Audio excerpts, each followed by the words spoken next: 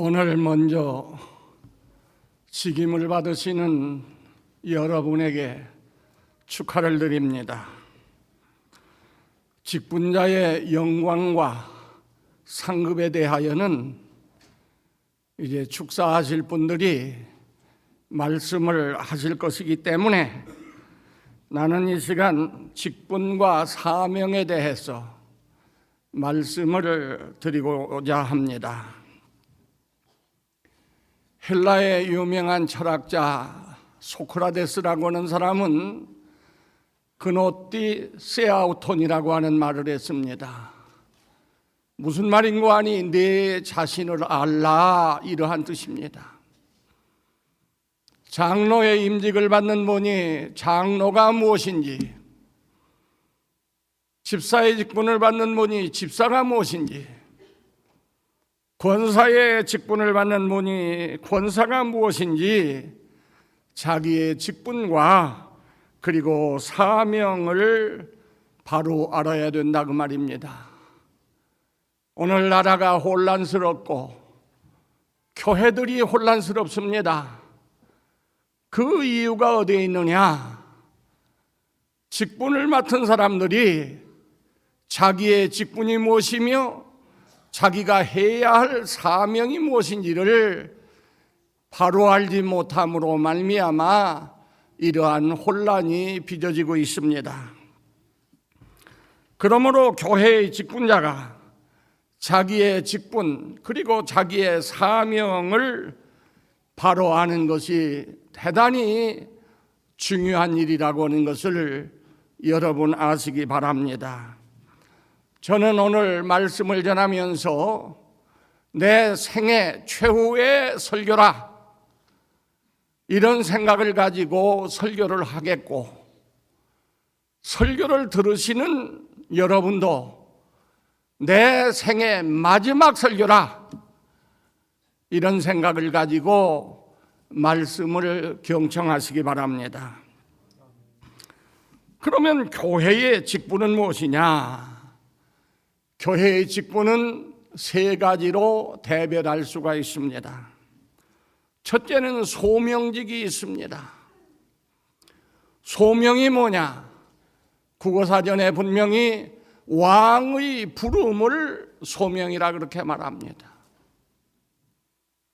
소명직이란 우리 교회 안에서는 하나님의 부르시는 직분을 소명직이라 그렇게 말합니다. 에레미야 1장 5절에 보면 이런 말씀이 있습니다.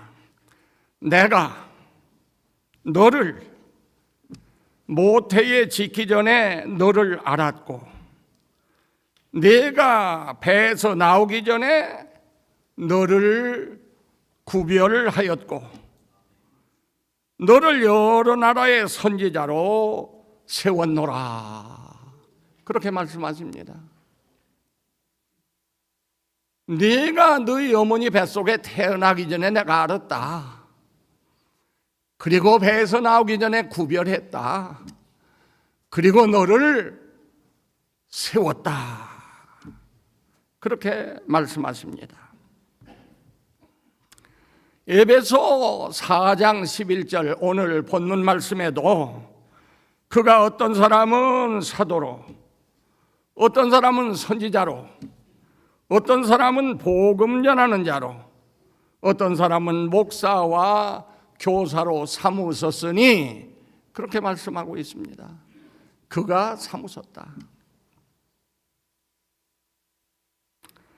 여기에 보면은 선지자나 사도나 복음을 전하는 선교사나 목회하는 목사를 하나님께서 친히 삼았다는 것입니다. 이걸 소명직이라 그렇게 말씀합니다. 두 번째는 선출직이 있습니다. 오늘 이제 장립 받으시는 장로님, 장립 받으시는 집사님, 취임하시는 권사님은 공동의회에서 교인들이 선출을 한 선출직입니다. 그 다음 세 번째는 임명직이 있습니다. 우리 장로교회는 서리집사나 찬양대원, 주일학교 교사, 구역장이나 권찰, 그리고 관리집사님이나 이런 분들을 당회가 임명을 합니다. 그래서 임명직, 이 세 가지로 구분을 할 수가 있습니다. 두 번째로, 그러면 직분을 세우는 목적은 무엇이냐? 회사에서 사원을 모집합니다. 국가에서 공무원을 채용합니다. 왜 채용하지요? 월급 주기 위해서 채용합니까? 채용하는 목적이 뭐예요? 일 시키기 위해서 채용하는 것입니다. 이걸 알아야 돼요. 일을 시키기 위해서. 왜 하나님께서 소명직인 목사를 세우고, 왜 선출직인 장로님, 집사님, 권사님을 세우느냐? 일 시키기 위해서 세우는 거예요. 그래서 바울 사도는 고린도전서 4장 1절에서 사람이 마땅히 우리를 그리스도의 일꾼으로 여겨달라 그랬습니다. 교회 안에 있는 모든 직분은 그리스도의 일꾼입니다. 믿습니까? 그리스도의 일꾼. 일 시키기 위해서 세웠다고 말이에요. 여기 일꾼이란 말을 헬라 말로는 휘펠레테스라고 하는데, 제가 여러 번 설교를 했어요. 휘포라고는 전치사와, 이 휘포라고 하는 말은 밑에서 아래서란 말입니다. 엘레테스라고 하는 동사, 엘레테스는 섬기는 자, 조력하는 자, 봉사하는 자, 노젓는 사람, 이런 등등의 의미가 있습니다. 일꾼이라고 하는 것은 위로 올라서는 자가 아니고 밑에서 협력하는 자, 돕는 자, 조수의 역할을 하는 겁니다. 교회 안에 있는 모든 직분, 목사, 장로, 집사, 권사, 기타 모든 직분은 다 예수님 밑에서 모두가 협력하는 자, 돕는 자, 조수의 역할을 하는 겁니다. 믿습니까? 절대로 이 교회 안에서 얻는 직분이 몇 해 동안 교회 나왔으니까 집사 주자, 그래서 상급으로 주는 것 아니에요. 또 열심히 교회 위에 봉사했으니 우리가 이 사람 근본에 권사 세우자, 그래서 무슨 상급으로 대가로 주는 것 아닙니다. 더군다나 이 직분은 계급이 아닙니다. 계급이 아니에요. 어떤 사람들이 잘못 이해하고서 이 성직이 무슨 계급인 줄 알고 그 직분 받기 전에는 고분고분 잘 교회를 위해서 봉사하더니 목이 뻣뻣해지는 분들이 있어요. 그건 아주 잘못되고 전혀 자격이 없는 사람인 것입니다. 왜 직분을 세운다고요? 일꾼 삼기 위해서. 믿습니까? 그렇기 때문에 오늘 직분을 받으시는 분들은 나는 교회의 일꾼이다, 이 마음을 절대로 잃어서는 안 됩니다. 그러면 각 직분의 사명은 무엇이냐? 사명은 두 가지 사명이 있어요. 공통 사명, 다 함께 해야 할 사명이 있고, 또 하나는 각 직분 따라서 가지는 사명, 이렇게 해서 공통 사명과 직분에 따르는 고유한 사명이 있다는 것을 분명히 기억하시기 바랍니다. 우리나라에 보면은 군인이 있어요. 군인하지만 육군도 있고 해군도 있고 공군도 있습니다. 해병대도 있어요. 그러나 이들의 공통적인 사명은 무엇이냐? 국방입니다. 나라를 지키는 거예요. 믿습니까? 그러나 각 군을 나눠놓고 보면 육군의 활동 무대가 다르고 해군의 활동 무대가 달라. 공군의 활동 무대가 달라요. 육군은 땅 위에서 싸우는 것이고 나라를 위해서, 공통 목표인 국방에는 똑같지만 해군은 바다에서 싸우고 공군은 하늘에서 나라를 위해서 싸우게 되는 것입니다. 이와 같이 우리 직분자들이 공통적으로 지켜야 할 의무가 뭐냐? 오늘 본문 11절에 있는 말씀, 거기에 분명히 나와 있습니다. 세웠는데 여러 직분을, 이는 첫째가 성도를 온전케 하며, 목사의 직분도, 장로의 직분도, 집사의 직분도, 권사의 직분도, 모든 직분들이 해야 할 일은 뭐냐? 성도 한 사람 한 사람을 진짜 신자가 진짜 신자가 될 수 있도록 그를 기르는 거예요. 성도를 온전하게 만든다. 교인 한 사람 오면 장로님도, 집사님도, 권사님도, 구역장도, 목사님도 그 한 사람 온전한 교인 만들기 위해서, 예수님의 진짜 신자 만들기 위해서 협공을 해서 같이 일을 해야 됩니다. 성도를 온전케 하며, 두 번째는 봉사의 일을 하게 하며, 무엇 때문에 직분 만들었다고요? 봉사하도록 하게 하기 위해서, 마네킹처럼 세워놓기 위해서 그거 만든 거 아니에요. 봉사하게 하기 위해서. 마지막 세 번째는 왜 직분자를 세웠느냐? 오늘 본문 12절 하반절에 보면 그리스도의 몸을 세우려 함이라. 그리스도의 몸이란 교회를 가리킵니다. 교회는 건물이 아니에요. 우리 성도들의 공동체를 교회라고 합니다. 교회는 주님 오시는 날까지 세워져 갑니다. 진행형이에요. 그렇기 때문에 이 교회를 세우는 일을 위해서 목사도 세우고 장로도 세우고 권사집사도 세우고 모든 직분을 세웠다는 것을 여러분 자신이 분명히 아셔야 되겠습니다. 이 목적을 감당 못한다고 하면 그 사람은 자격 없는 사람이에요. 그 다음에 그러면 각 직분의 고유한 사명은 무엇이냐? 잘 들으세요.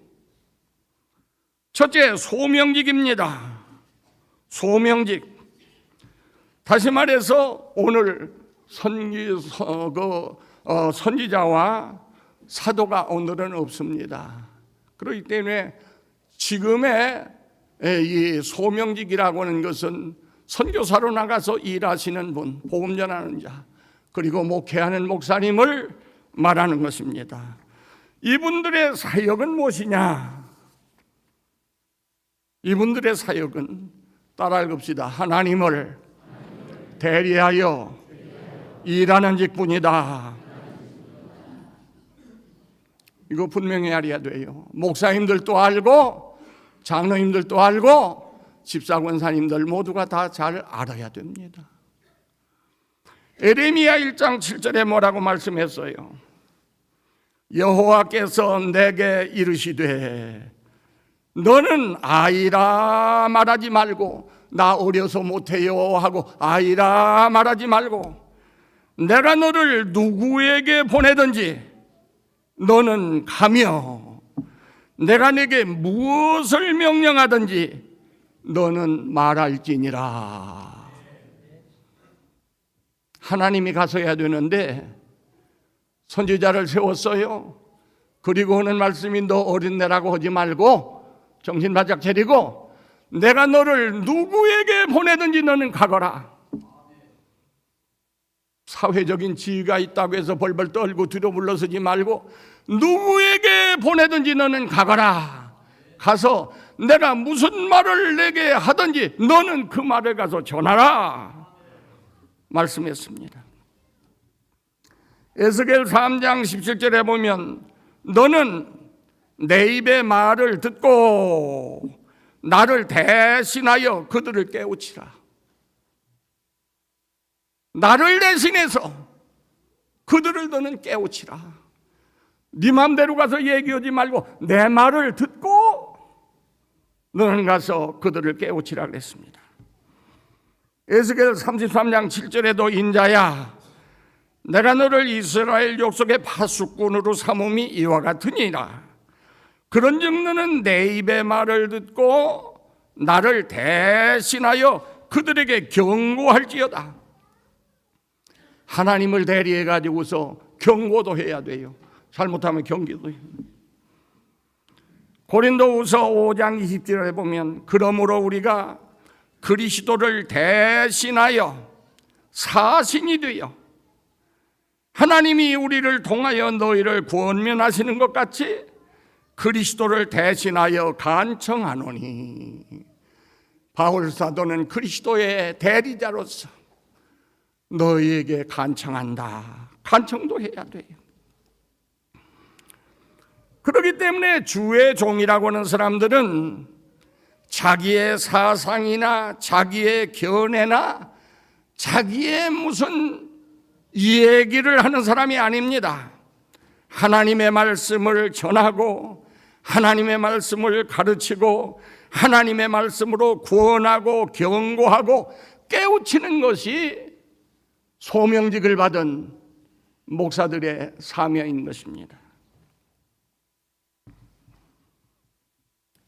오늘 직임을 받는 여러분이나 이미 봉사하시는 목사님들은 하나님을 대리하여 일하고 하나님이 일하라고 세운 종이라고 하는 사실을 분명히 알아야 할 것입니다. 그 다음에 이 장로의 직분에 대해서 장로님들이 바로 알아야 돼요. 장로의 기원에 대해서 말씀드리겠습니다. 장로라고 하는 말을 히브리 원어에는 자켄이라고 합니다. 자켄. 근데 원래 이 자켄이란 말이 노인, 연장자,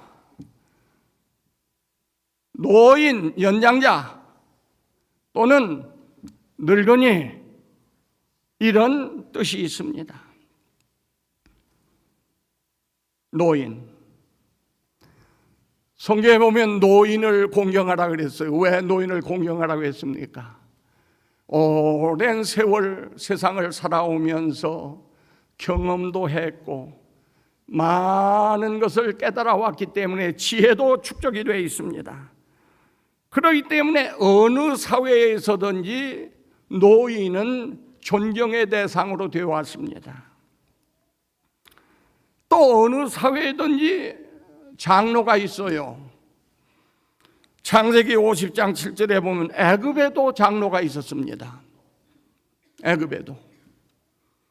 또 출애굽기 3장 16절에 보면 이스라엘에도 장로가 있었어요. 우리나라에도 장로가 있었고 다른 나라에도 원로원이라 해서 장로들이 있었습니다.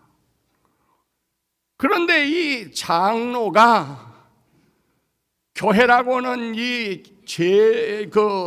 안에 한 제도 속에 장로로서 그 위치를 갖게 된 것은 언제부터냐?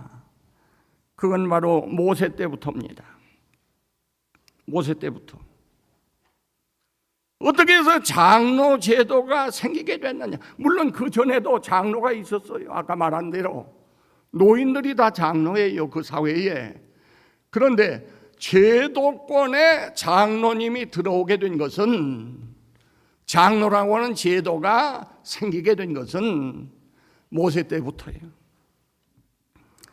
민수기 11장을 여러분들이 자세히 읽어보시면은 모세가 하나님의 백성들을 인도할 때에 얼마나 힘들고 어려움이 많았던지 하나님 앞에 투정을 부립니다. 심지어 뭐라고 말해요? 민수기 11장 11절로 15절.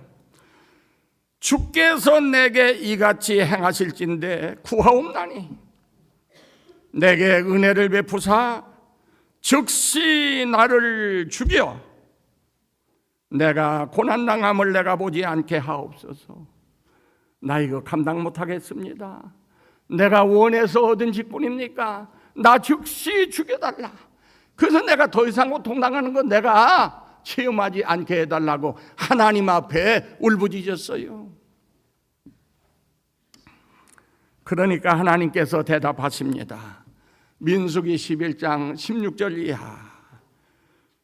주께서 내게 거기 16절로 17절에 보면 여호와께서 모세에게 이르시되 이스라엘 노인 중에 네가 알기로 백성의 장로와 지도자가 될 만한 자 70명을 모아 내게 데리고 와 회막에 이르러 거기서 너와 함께 서게 하라.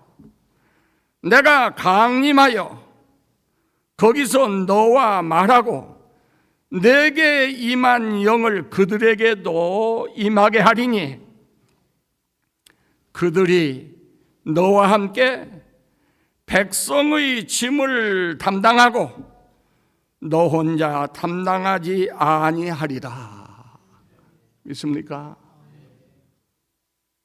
너 지금 안타까워서 이렇게 부르짖는데 네가 봐가지고 노인 중에, 여기 노인이 별로 없는 것 같아. 장로대원분들 사실은 경험도 많이 쌓고 지혜도 축적된 분을 골라야 돼요. 노인 중에 70명을 선택해라. 장로와 지도자 될 사람 70명을 선택해라. 그리고 내일 회막에 너와 함께 와서 서 있어라.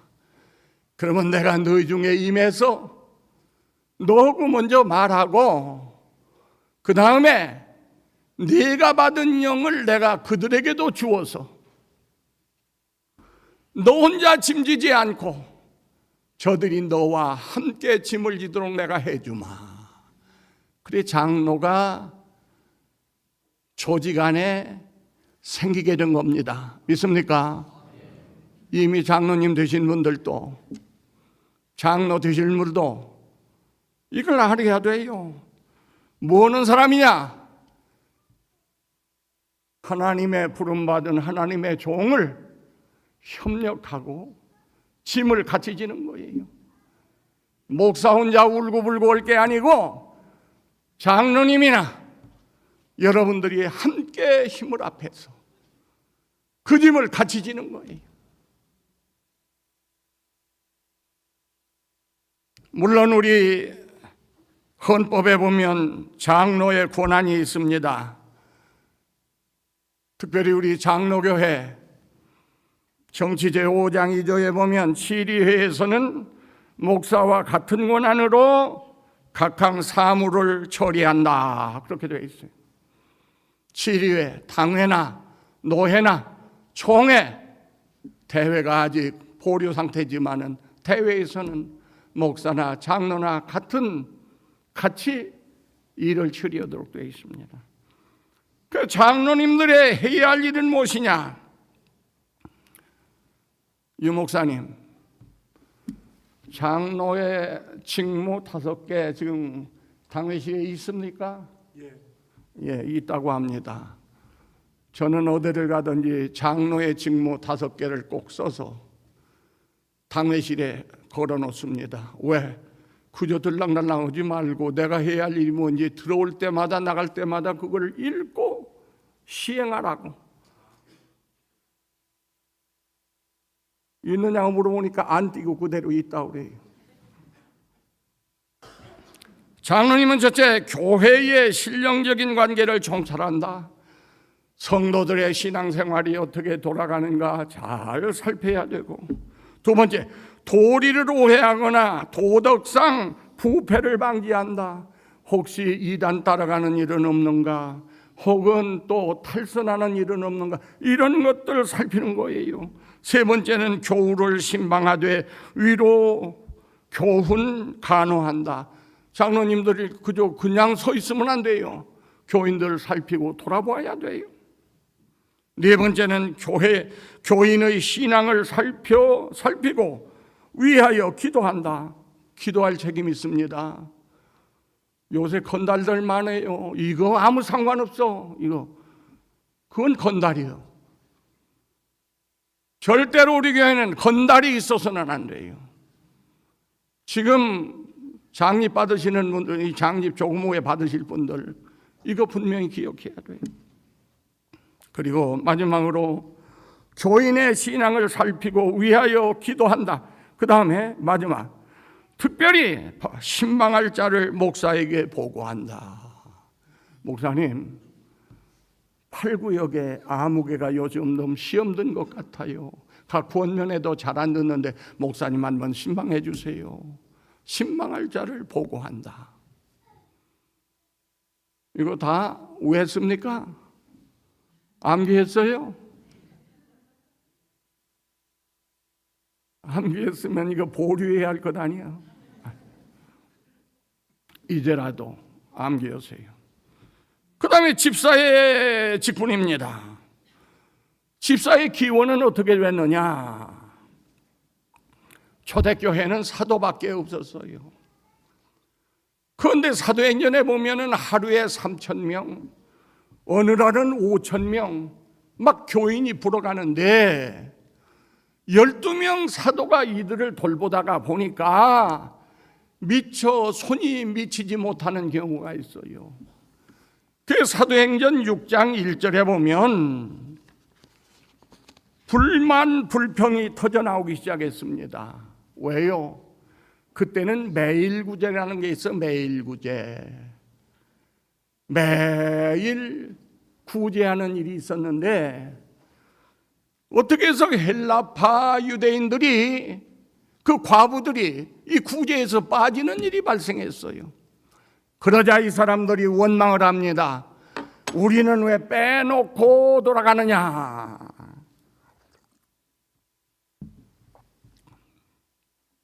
그러니까 사도들이 깜짝 놀라서 이거 안 되겠다. 우리가 전적으로 해야 할 것은 기도하는 일과 하나님의 말씀을 전하는 일인데 요 중요한 두 가지를 빼놓고 날마다 교인들만 붙잡고 이렇게 돌보는 데 이것만은 할 수가 없으니 집사 7명을 세우라.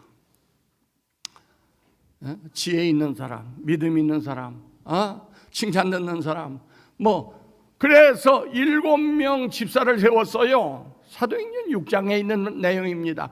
그래서 이 집사제도가 시행이 된 것입니다. 집사님들이 집사의 근원이 어딘지를 모르면 안 돼. 집사,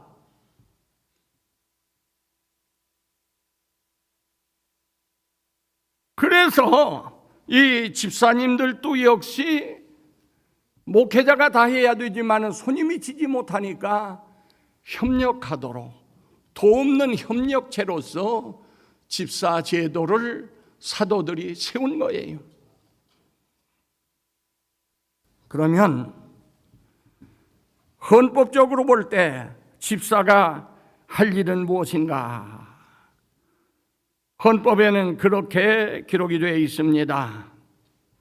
목사, 장로와 합력하여 빈핍 곤궁한 자를 권고하며, 권고는 돌아본단 말입니다. 환자와 갇힌 자와 과부와 고아와 모든 환난 당한 자를 위문하되 당회 감독 아래서 행하며, 돌아보는 거예요. 교인들을 다 돌아보는 거예요. 마음대로가 아니라 당회 관할하에서 그리한다. 그리고 교회에 수금한 구제비와 일반 재정을 수납 지출한다. 이게 정치 제6장 3조에 있는 내용입니다. 재정 취급하는 거, 교인들을 돌아보는 거. 그래서 주의 사자의 협력자, 조력자가 되는 겁니다.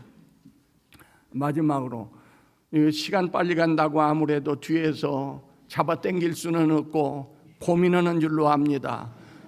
그런데 이 중차대한 이 직분을 그냥 시간만 떼어서 당기면 안 돼요. 권사의 직무는 무엇인가? 권사의 기원입니다. 나는 성경을 읽는 가운데 권사의 기원은 도대체 어디에 있는가? 사도행전 4장 36절에 보니까 이런 말씀이 있습니다. 구브로에서 난 레위족 사람이 있으니 이름은 요셉이라. 구브로 출신 레위족 요셉이가 있는데 사도들이 일컬어 바나바라 하였습니다. 헬란말에 바나바란 말은 무슨 말인가 하니 번역하면 위로의 아들이라, 위로자라, 그런 뜻입니다. 위로하는 아들, 위로자라. 예, 권사의 역할이 바로 이거예요. 성도들 찾아다니면서 위로하고 권고하고 약한 자를 북돋아주고 힘을 얻게 하고, 이것이 권사가 할 일이라는 말이에요. 장로교회는 남자 권사가 없지만 감리교회에 오면 남자 권사가 있습니다. 바나바도 남자였어요. 권사. 마치 어머니가 큰아들 집도 들여다보고 작은 아들 집도 가가지고서 이것저것 살펴보면서 위로하고 권고하고 돌아보듯이 그 어머니의 역할을 해야 할 사람이 누군가 하니 권사들이라는 말이에요.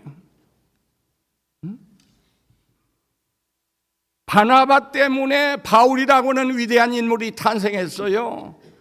바나바가 없었으면 바울이 없습니다. 바울이 회개하고 돌아섰지만 아무도 그와 상종을 나고지 않아. 그때 바나바가 사도들에게 바울을 소개를 했어요. 그게 받아들이도록. 또 사람들이 죽이려 하기 때문에 그가 도망을 가서 자기 고향에 가서 낙향에 있을 때 그를 데려다가 안디옥에서 같이 목회하고 그에게 기름을 부어서 세계 선교에 이바지할 수 있도록 길을 열어준 사람이 누구냐면 바나바라고 말이에요. 바나바가 없었으면 바울도 있을 수가 없어요. 이것이 바로 우리 권사님들이 해야 할 일입니다. 믿습니까? 대전 시내 교파를 초월해서 잘 되는 교회들 행사 때 내가 가요. 기독교연합회 회장을 지냈다 해서 초청을 해서 가봐. 그런데 잘 되는 교회들 보면 권사님들이 잘해요. 교인 하나라도 새 신자 오면 그 어쨌든 사람 만들어 보려고, 교인 만들어 보려고 사랑으로. 교인 하나 나오면 그저 텃세나 하고 이거 별로 반가워하지 않고 이러면 교회가 클 수가 없는 거예요. 그 권사들 자격도 없는 사람 권사 시켜놓으니까 거짓을 하는 거예요. 여러분들은 바나바와 같은 권사 되시기를 바랍니다. 그래서 우리 주님 앞에 여러분들이 설 때 시들지 않는 생명의 면류관을 받아 쓰는 복된 직분자가 되시기를 주의 이름으로 축원합니다.